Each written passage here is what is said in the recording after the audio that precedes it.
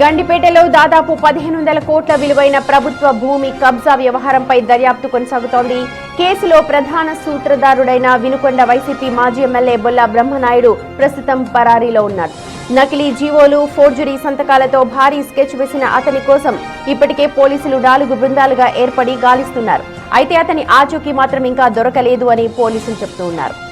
బొల్లా ఆచూకీ తెలియడం లేదు అంటూ సైబరాబాద్ పోలీసులు చెప్తున్నారు. అయితే బ్రహ్మనాయుడు మాత్రం బహిరంగంగానే వైసీపీ ఆందోళన కార్యక్రమంలో కూడా పాల్గొన్న దృశ్యాలు మొన్న 2 రోజుల క్రితం వైరల్ అయ్యాయి. వినుకొండలోని తన నివాసంలోనే ఉంటూ అనుచరులతో నిరంతరం సంప్రదింపులు జరుపుతున్నట్లు కూడా తెలుస్తోంది. ఒకవేళ పోలీసులు అరెస్టు చేసేందుకు వస్తే మరి ఎలా ప్రతిఘటించాలి, ఏ స్థాయిలో ఆందోళన చేపట్టాలి అన్న అంశంపై ఆయన తన క్యాడర్ కి ఇప్పటికే దిశానిర్దేశం కూడా చేసినట్టు సమాచారం అందుతోంది. కానీ ఇక్కడ పోలీసులు మాత్రం బ్రహ్మనాయుడు ప్రస్తుతం పరారీలో ఉన్నాడు, వెతుకుతున్నామని చెప్తున్నారు. వినుకొండ పరిసర ప్రాంతాల్లోనే బొల్లా బ్రహ్మనాయుడు ఉన్నట్టుగా స్పష్టమైన ఆధారాలు ఉన్నప్పటికీ కూడా పోలీసులు పట్టించుకోవడం లేదు అన్న విమర్శలు ఎదురవుతూ ఉన్నాయి.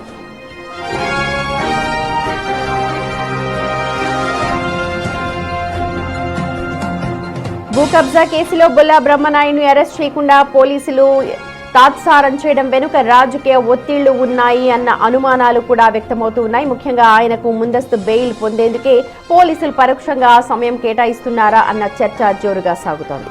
నిందితుడు అందుబాటులో ఉన్నా గాలిస్తూ ఉన్నామని చెప్పడం కేవలం కాలయాపన కోసమేనంటూ బాధితులు ఆరోపిస్తూ ఉన్నారు. ఈ భూదందా వెనుక తెలంగాణలోని కొందరు రాజకీయ నేతల హస్తం కూడా ఉంది అన్న పుకార్లు షికారు చేస్తున్నాయి. భూ కబ్జాల వ్యవహారంలో హైదరాబాద్కు చెందిన కొందరు రియల్ ఎస్టేట్ దిగ్గజాలు, పొలిటికల్ లీడర్లతో ఉన్న సంబంధాల వల్లే బొల్లా బ్రహ్మనాయుడుపై చర్యలు తీసుకునేందుకు పోలీసులు వెనుకంజ వేస్తున్నారు అన్న వాదనలు గట్టిగా వినిపిస్తున్నాయి. బ్రహ్మనాయుడు తన అడ్వకేట్లతో కలిసి అరెస్టు నుంచి తప్పించుకునే మార్గాలను అన్వేషిస్తున్నట్లుగా తెలుస్తోంది. అయితే బొల్లా విషయంలో సైబరాబాద్ పోలీసుల తీరుపై విమర్శలు, ఆయన నర్సరావుపేట, వినుకొండ ప్రాంతాల్లోనే ఉన్నారన్న వార్తలు రావడంతో అక్కడి నుంచి మరో చోటికి వెళ్లినట్లుగా సమాచారం అందుతోంది.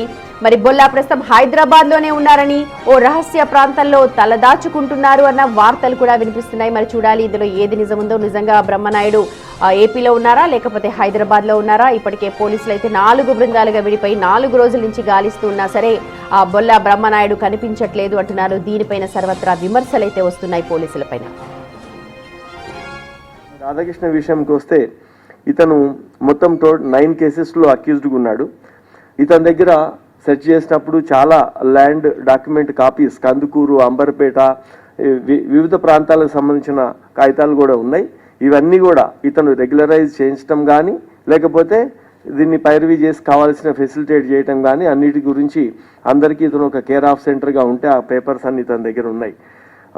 ఇప్పుడు ప్రస్తుతం ఈ సీజర్లో ఒక 31 డాక్యుమెంట్స్ ఉన్నాయి, 13 స్టాంప్స్ ఉన్నాయి. ఇతను డిఫరెంట్ వెంకటేశ్వర ఎడ్యుకేషన్ సొసైటీ అని ఇది చాలా రకాల ఒక ఫార్మ్స్ తయారు చేసి ఫార్మ్స్ సంబంధించిన స్టాంప్స్ కూడా తయారు చేశారు.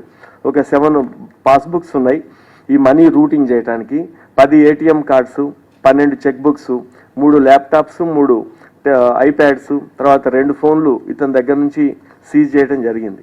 ఇంకా ఈ కేసులో ఇప్పటి వరకు ఇతనితో 5గురిని అరెస్ట్ చేయడం జరిగింది. ఇంకా ఒక 5గురిని అరెస్ట్ చేయాల్సింది ఉంది.